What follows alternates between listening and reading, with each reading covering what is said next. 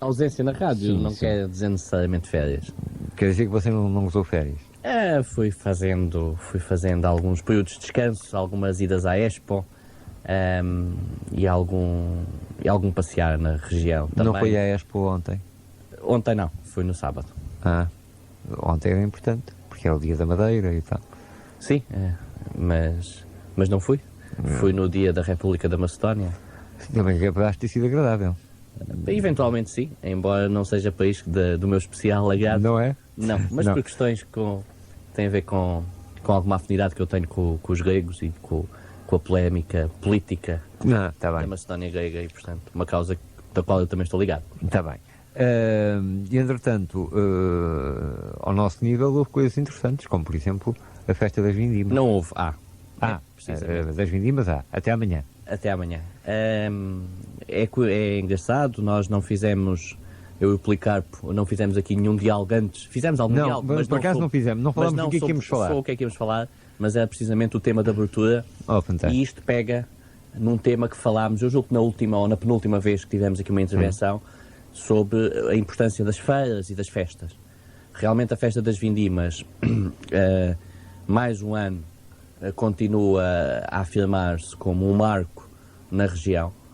Uma festa muito bem organizada em torno da temática do vinho, presente pelas suas joias, que são as adegas produtoras, os diferentes produtores, engarrafadores, distribuidores que estão representados, e depois com algumas características de feira franca associada.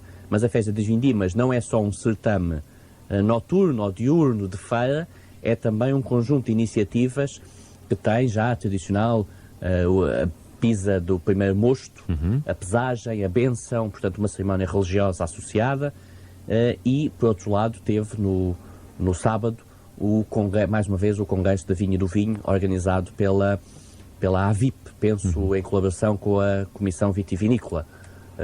Peço desculpa se há aqui algum engano nas questões organizadoras, mas portanto são essas as instituições ligadas aos produtores de uva e de vinho de Palmela que estão na gênese desta organização, em colaboração, obviamente, e integrados no programa da Comissão de Festas das Vindimas, que é uma comissão independente e que trabalha durante todo o ano e, portanto, independente de quaisquer outros poderes ou de interesses económicos, mas sim congregando todos eles e dando uma dinâmica própria, envolvendo as associações, os empresários, os feirantes vulgares no evento deste tipo, e a população em geral, com espetáculos magníficos. Infelizmente o tempo pregou algumas partidas, no sábado houve muito nevoeiro à noite, ontem o espetáculo teve que ser cancelado porque choveu, o espetáculo da Rita Guerra, mas portanto hoje temos uma noite em que estão a decorrer os espetáculos com o Luís Represas, por exemplo. E amanhã teremos o fogo no castelo, o tradicional fogo no castelo, e segundo parece as condições vão permitir. Portanto, há aqui um aspecto, é um bom convite para as pessoas irem até Palmela e assistirem, por exemplo, hoje ao espetáculo do Luís Represas, mas amanhã poderem fazer a festa final e apreciarem uma coisa que me chamou particularmente a atenção: a organização dos espaços. As coisas estão muito bem dimensionadas. Digamos que há uma rua em que a gente sabe que há farturas. Digamos que há outra rua que a gente sabe que há um espaço onde os vinhos estão muito bem expostos, com pavilhões, aliás, muito bem decorados e muito interessantes. E depois os sons também não se misturam. Os carroceiros estão devidamente afastados, estão local. Em relação aos carroceiros, há até aqui um esquema adaptativo. Isto é, e é esta mobilidade que este tipo de eventos tem que ter. As cidades, as vilas crescem. A Palmela dos Dias não é igual a 10 anos atrás, e portanto zonas baldias hoje são bairros habitacionais. De tal forma que os carroceiros tiveram que mudar de sítio. Os divertimentos barulhentos. Porquê? Porque o ano passado estavam no meio das casas de habitação, no meio do bairro. E, portanto, houve essa reestruturação. Mas, de resto, um dos problemas que aflige a própria, digamos que não aflige, mas que preocupa, é uma preocupação da própria Comissão de Festas, é o apertado que estão a festa das vindimas, do ponto de vista de feira franca, de feira de diversão. Aquilo deambula por uma vila que está a crescer para dentro também, não é? E, portanto, o espaço é cada vez mais reduzido. ainda existe a chamada Quinta da Cerca, que é aquele terreno baldio onde está a casa do lavrador e por trás dele, baldio, enfim, desocupado, mas a médio prazo ele poderá vir a ser, com o plano de recuperação da Quinta da Cerca e de reestruturação, ele poderá ser vir ocupado e, portanto, a festa começa a ficar muito apertada e não sei se um dia não terá que mudar de sítio, pronto, com todas as preocupações que isso traz, mas julgo que o evento por si, efetivamente, mesmo mudando de sítio, com essa necessidade, não vai perder a sua magnificência. Mas o que me parece é que nesse apertado em que está, há um escalonamento das coisas. Nós notamos que há uma organização das coisas. Sim, claro. E mais, Policarpo, eu julgo que o que é importante notar em Palmela é que é assim. Há um tema central que é respeitado de uma forma geral por quem está instalado na temática, tanto na decoração, que é o vinho, que são as uvas. Não se vai pedir que o indivíduo que está a vender choco assado, polvo assado ou farturas sirva copos de vinho, mas aparecem um conjunto de tascas onde se promove uma comida mais regional, mais típica, efetivamente dentro da temática da festa. E tudo com algum cuidado. Surpreendeu-me agradavelmente os diferentes stands que estão na zona lateral ao palco. Está muito bonito, está bem conseguido. Depois está tudo muito bem iluminado. Há claridade, nota-se vida, nota-se festa. Pois, vamos ver, eu julgo que há uma pluridisciplinariedade entre as pessoas que constituem a comissão. Entre elas, representantes da autarquia, entre elas, representantes dos produtores, dos engarrafadores, pessoas ligadas ao turismo, pessoas ligadas à cultura, mas que têm maneiras de pensar diferentes e que discutem, que se complementam e que têm a experiência de pessoas mais velhas, que já fazem as festas há muitos anos, dos tempos em que havia poucos recursos, nos tempos em que havia pouca afluência, em que a festa das Vindimas era quase uma festa para as pessoas de Palmela. E hoje não, hoje é um marco afirmado no país. Não, e no país, porque nós notamos que há pessoas, aliás, eles também apostaram na própria publicidade televisiva. Houve spots na televisão. E houve até uma cobertura dos noticiários. Portanto, eu vi no noticiário, julgo da RTP1, não sei, não tenho certeza, mas parece-me que sim, publicidade no ar, nobre. Portanto, no noticiário a aparecer uma cobertura sobre a pisa da uva e a bênção, etc. Eu fiz uma nota no fim de semana, num comentário, em que afirmei que às vezes fica-se com a sensação que a capital deste distrito é Palmela, no que diz respeito, por exemplo, a este tipo de coisas. Não vamos entrar numa análise tão... Eu não entrei numa eu estou a dizer, o meu comentário foi aí, porque de facto o investimento, a capacidade de fazer, de organizar, de publicitar... Policarpo, as cidades, as vilas, as regiões têm a ver com as pessoas que estão à frente delas, claro, e com a sua capacidade de diálogo e de abertura. Do ponto de vista histórico, não choca dizer que porque Palmela já foi efetivamente a capital de toda esta região. Sim. Aí esteve de Palmela, sediada desde 1200, quando Dom Sancho I ocupa definitivamente o castelo de Palmela, aos mouros, portanto conquista definitivamente.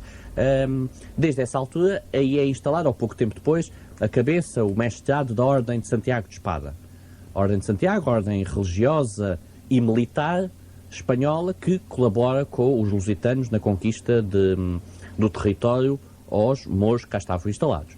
E, portanto, aí é instalada a cabeça da ordem, o mestrado da ordem, e aí fica até 1834, penso, quando é feita a extinção das ordens religiosas em Portugal.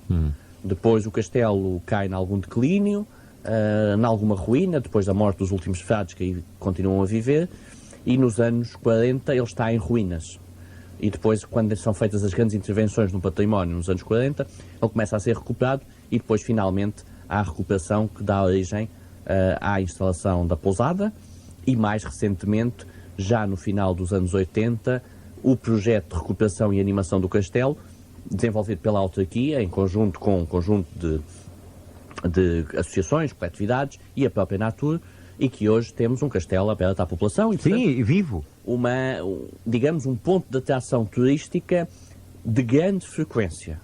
De grande frequência. Eu não tenho dados do número de frequentadores do castelo. Digamos que não é simples fazer esta medição, porque não se cobra um bilhete à entrada, portanto não há métodos de afeição, claro. mas ele é um sítio atualmente bastante frequentado por turistas, coisa que há 10 anos atrás estava praticamente abandonado.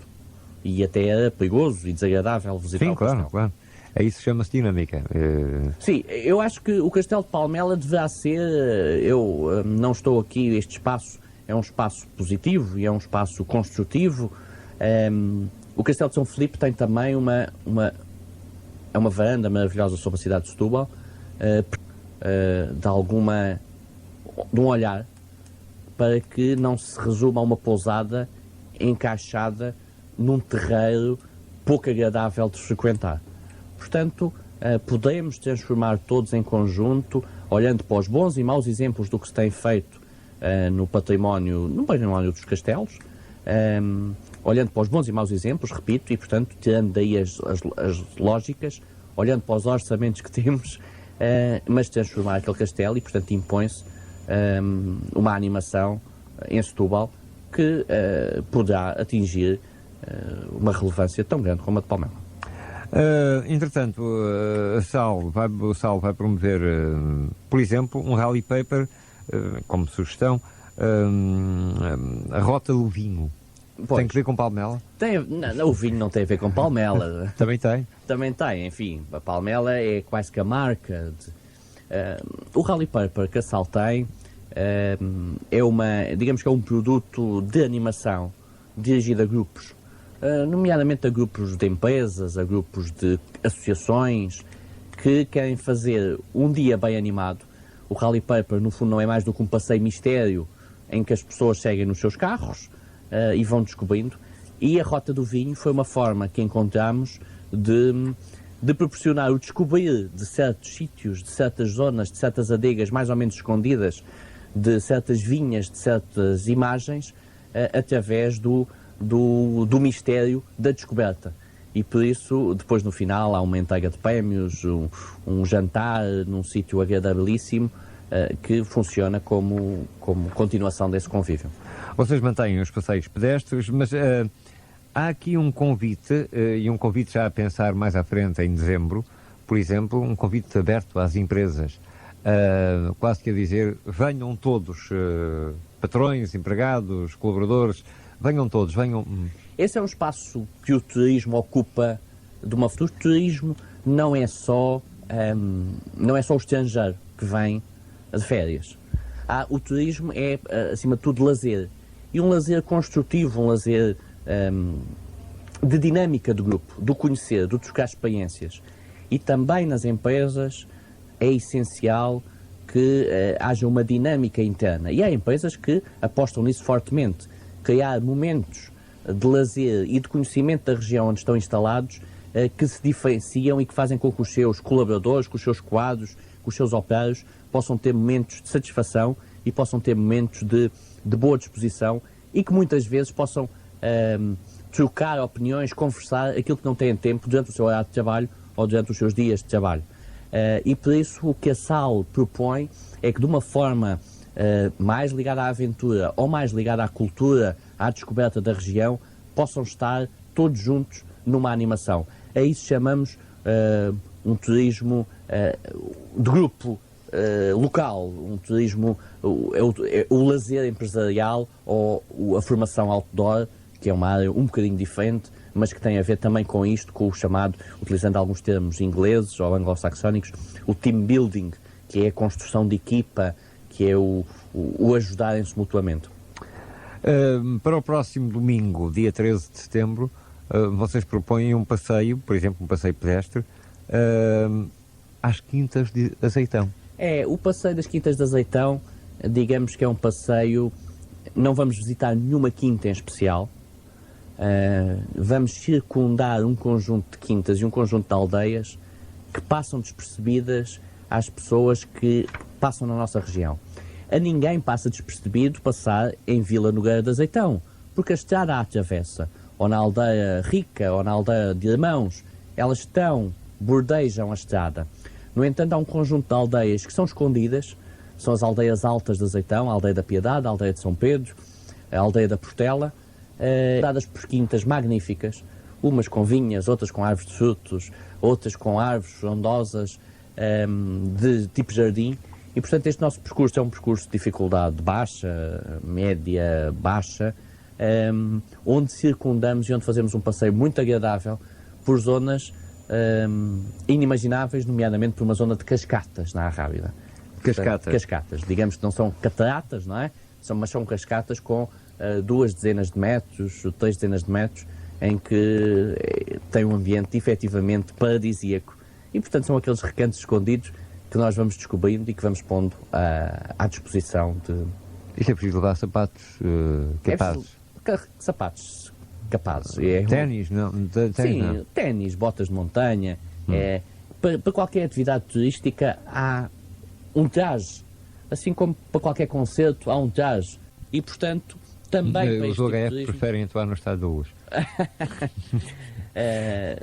Para este tipo de turismo, para este tipo de atividades, a roupa deve ser uma roupa desportiva, o sapato deve ser uma bota de montanha ou um sapato de ténis grosso, e deve-se levar, pronto, uma pequena merenda, água, nesta altura mais quente então, com alguma fartura, em alguma quantidade, 1 litro, 1,5 litros, e depois os protetores solares, o boné, o chapéu. Eu volto a fazer esta pergunta porque já aqui uma vez falámos disto, mas se calhar não é demais repeti-la. O turista que está nos hotéis está sensibilizado para este tipo de descoberta? Não está. Os que estão, nós temos toda a nossa divulgação a funcionar nos hotéis, mas não são esses os nossos clientes e os nossos participantes habituais. Os que são pessoas que trabalham durante a semana, que estão instalados nas suas casas e que há atividade nessa manhã de domingo. E, portanto, são pessoas que... Portugueses. Ou temos também uma comunidade importante de estrangeiros que participa, que são estrangeiros residentes em Portugal. Ou estrangeiros que aqui optaram por fazer o final da sua... Depois da sua atividade de trabalho, o final da sua vida, digamos. Estão reformados e vivem em Portugal, escolheram Portugal. Ou são estrangeiros que se fixaram em Portugal por casamento ou por opção, ou são estrangeiros que estão a viver em Portugal porque trabalham cá neste momento. E, portanto, temos muitos estrangeiros. Quanto aos hotéis ou às pessoas que estão alojadas, este ano é um ano especialíssimo, já o referimos várias vezes. Claro. Há muita gente, mas que está completamente organizada, com itinerários fixos baseados na Expo 98 e e não despertos para este tipo de atividades.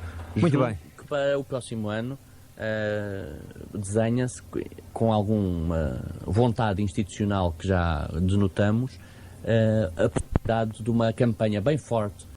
Estamos de regresso nesta conversa em que estamos a falar de propostas turísticas e de turismo, e falamos naturalmente de Setúbal, e falamos de Palmela e das propostas do turismo. Nós estamos a falar de pouco do turismo rural. Esse turismo praticamente não existe aqui na nossa área. Setúbal, eu digo conselho. O turismo rural, pergunta-me em relação a alojamentos. Sim. Há efetivamente um conjunto de alojamentos de turismo rural, turismo de habitação, que efetivamente têm os seus clientes mais ou menos fixos. São quase que amigos da casa, mas as unidades são todas elas relativamente pequenas. E não são, digamos que, julgo que falta uma promoção concertada e direcionada para esse tipo de unidades. Há oportunidade para elas crescerem, e ao crescer, isto é, crescer em quantidade, aparecerem novas oportunidades, novos... Mas aí há barreiras. Os locais onde elas podem ou não nascer, porque, por exemplo, ninguém está a ver crescer uma unidade dessas em pleno Parque Natural da Arrábida. Não, eu quando digo crescer é aparecerem mais. Sim, aparecerem mais, mas eu digo em pleno Parque Natural da Arrábida. Porque não? Se já lá está uma quinta. Sim. Se a quinta é habitada, se a quinta tem condições, se tem quartos disponíveis ou se tem instalações anexas disponíveis e transformáveis, não há qualquer impacto. Portanto, é apenas facultar. Mas as pessoas têm que ter incentivos para que isso aconteça. O que vimos com algumas das unidades de pequenos hotéis ou pequenas unidades residenciais desse tipo é que essa sua atividade de hospedaria é um complemento à atividade principal, que é a restauração. Portanto, temos alguns exemplos em Azeitão em que efetivamente são unidades que se apresentam como local de alojamento, mas que onde efetivamente o seu negócio é a organização de festas, banquetes, os casamentos, portanto, a restauração. Aliás, há ali quintas lindíssimas para isso, para esse efeito. Pois, portanto, algumas delas têm associado também o vetor hotelaria, mas que é insignificante face à postura da restauração. Portanto, eu julgo que ainda hoje, em conversa com uma pessoa muito ligada fortemente ao turismo aqui na nossa cidade, punha-se a questão se não será necessário fazer um repensar do turismo à escala nacional. O que se passa efetivamente é que, enquanto que num passado houve estratégias de promoção turística de Portugal, por produtos, por mercados, o que encontramos atualmente é que não há. Ninguém quer deslumbrar de há uns anos para cá qual é a estratégia de Portugal, o que é que Portugal está a vender. Portanto, não conseguimos ver isso nem do ponto de vista interno. Não há um anúncio na televisão a vender Portugal aos portugueses, à exceção do vá visitar os museus ou o vá para dentro cá fora, mas de uma forma... Vá para fora cá dentro. Vá para dentro cá fora, vá para fora cá dentro. É isso mesmo. Mas mesmo esse anúncio, esse slogan que eu acho que é ótimo e que está bem montado, e enfim, foi bem inventado, mas que tinha que ser desenvolvido, e a criação de oportunidades. Mesmo isso deixámos-lo de ver. Portanto, eu desafio alguém que me dizer quando é que o viu a última vez passar na televisão ou passar numa rádio. Portanto, é este sentido, efetivamente, mas é curioso. Que faz. É curioso, porque eu, por exemplo, tentei, o ano passado, tentei fazer um contacto com as diferentes regiões de turismo, no sentido de termos um programa, por exemplo, durante um mês, vamos supor, eu dedicava-me a uma determinada região de turismo e, semanalmente, oferecia uma estada de 3 dias, um fim de semana, nessa região que eu estava a falar. Naturalmente que isso era comercializado e tinha custos, mas nenhuma região de turismo aderiu a essa nossa proposta.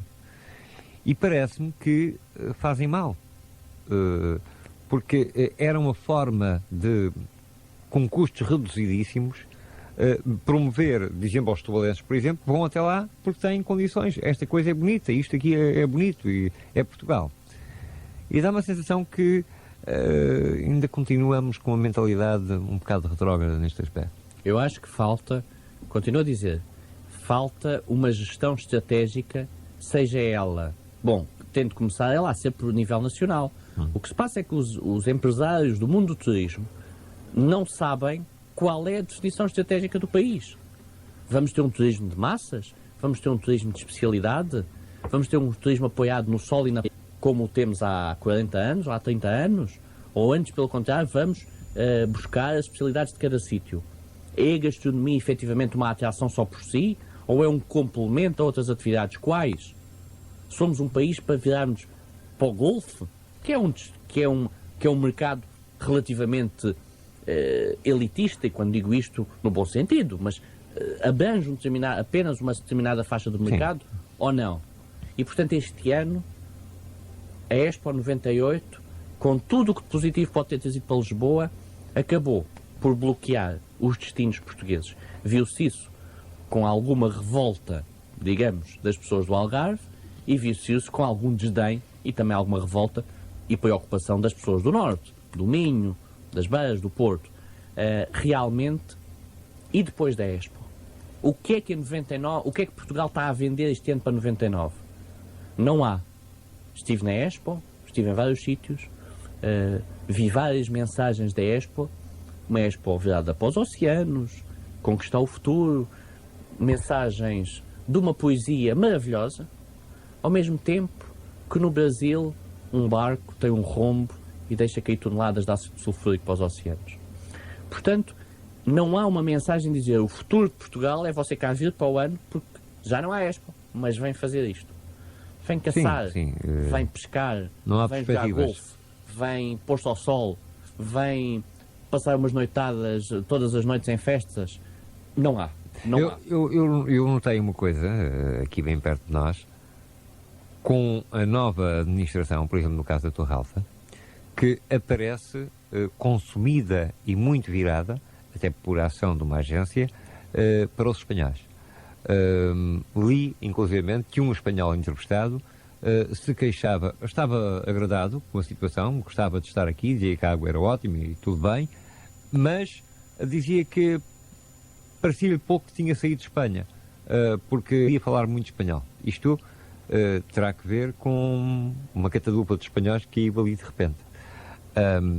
Será esse um setor? O mercado. Sim. Se Espanha é um nosso mercado.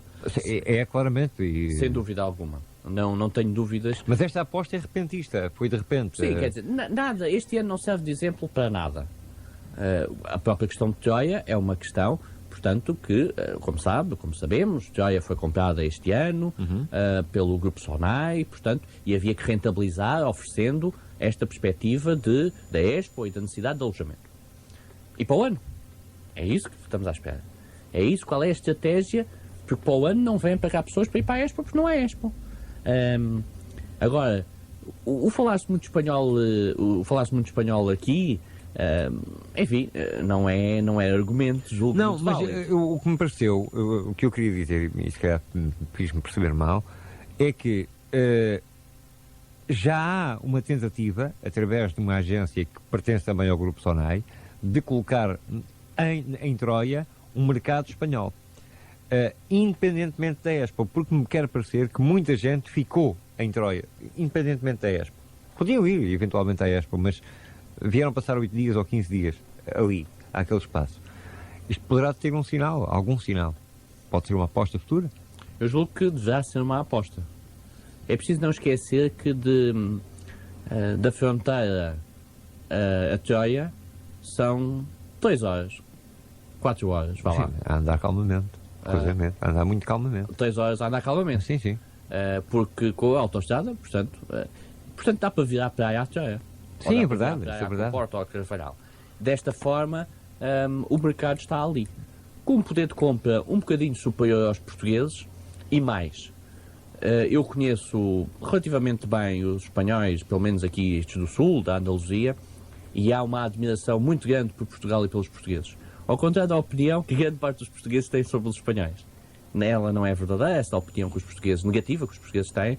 Realmente eles gostam muito de Portugal, gostam muito de descobrir Portugal e sentem que estão num sítio diferente. Eles podem ouvir falar espanhol, mas sentem que, a nível dos costumes, da gastronomia, das relações humanas, das próprias cidades, das influências culturais e patrimoniais e do património construído, há diferenças grandes e agrada-lhes cá vir. E temos que potenciar esta relação e esta recepção. Nós fazemos um grande esforço para falar também espanhol, que é coisa que às vezes não acontece quando vamos à Espanha. Eu não sou embaixador de Espanha em Setúbal nem em Portugal. Eu falo um castelhano perceptível para quando lá vou ou para quando eles cá estão. E não há, quero desmistificar, na minha opinião pessoal, o facto de haver pessoas que acham que os espanhóis não falam português por birra. Efetivamente, as línguas são diferentes e se me tiverem a ouvir alguns especialistas em língua, portanto, em dicção, pessoas ligadas ao português e no fundo, ao falar, o espanhol é muito mais simples para um português entender e falar espanhol do que o contrário. Sim, isso assumo, é verdade. Tem a ver com a sonoridade, com o conjunto de sonoridades que nós temos na nossa língua, com os sons nasalados, com os sons profundos, com os nhês, com os ans, com os lhes, com os ses, todos este tipo que os espanhóis não têm. E por isso, esta grande influência que nós temos da África, esta grande influência que nós temos do Brasil, esta grande influência que nós temos do contacto que tivemos preferencialmente com países do norte da Europa, no comércio do sal, no comércio das especiarias, muitos dos espanhóis não o têm. E por isso essa dificuldade. Por outro lado, uma questão de postura cultural. Espanha teve que, durante muitos anos, unir um conjunto de Estados. E foi através de uma língua que se falava unicamente, que era o espanhol. E por isso os filmes hoje em Espanha são todos dobrados, A televisão é toda dada, tudo é em espanhol. Portugal, pelo contrário, não. Foi um país sempre aberto à internacionalização. Bom, também, mentalmente, as dificuldades técnicas e as dificuldades financeiras para dobrar os filmes. Então agendamos-los. E por isso, todos nós, todos os dias ouvimos inglês, todos os dias menos, mas muitas vezes ouvimos francês, até ouvimos espanhol na televisão, nos filmes, nos que vamos ao cinema. E também não temos necessidade de andar a dobrar espanhol, porque é perceptível para quase Não, toda a quando eu gente. digo não dobramos os filmes de inglês. Sim. Não é? Não, mas estou a dizer, não temos necessidade e fazemos muitas vezes. Dobrar espanhol, e que é uma coisa... Eu acho que é mais para não fazer suscetibilidades. Portanto, fizemos aqui hoje na nossa rubrica aqui uma pequena análise mais sociocultural, digamos, da questão Espanha. É um mercado que nós devíamos ter nos nossos sistemas de promoção a nível do ICEP ou de outra estrutura nacional e a nível das regiões de turismo. Devíamos ter um departamento, não é um departamento exterior, estes departamentos deviam estar subdivididos e Espanha devia ocupar preferencialmente uma grande rubrica desse orçamento, uma grande rubrica da ocupação de técnicos e mais. Esta é a minha política e é isso que faria se tivesse poder numa destas organizações. Contratava técnicos espanhóis para trabalharem para nós. Eles, melhor que ninguém, seriam os nossos promotores no país vizinho.